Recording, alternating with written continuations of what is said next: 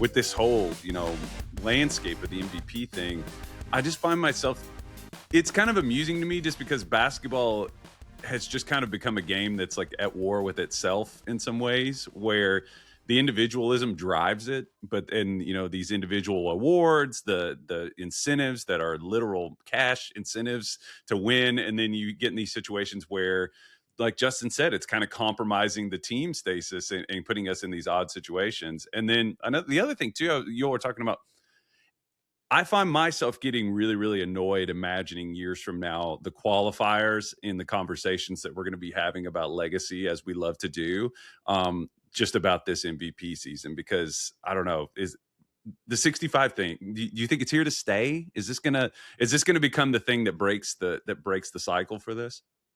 I would say if it's loud enough, if the backlash is loud enough, as we've seen with tanking, then it goes. And the one thing you could say in Adam Silver's favor is that at the very least, he isn't dug in when he changes something. He's been willing to change things again and again in order to find the right answer. The All-Star game is a prime example of that. And so I imagine that happens, but I do think it comes down to how big of a black eye it is in order to force a change, which honestly is how most businesses work. They could talk about like, oh, this doesn't fit our ethics or whatever, or morals. It's really when it affects the bottom line, it becomes too much of a PR disaster that they just can't stomach that.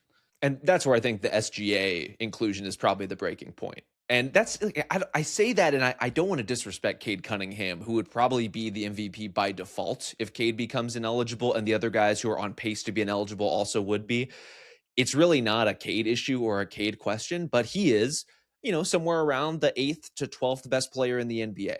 And the fact that you're getting that far down the list in adjudicating what's supposed to be the ultimate individual award, that is a failure of the system. And it's certainly a failure of, the schedule and everything that's leading us to this point, and all of these, the rash of soft tissue injuries that we've talked about all throughout the year.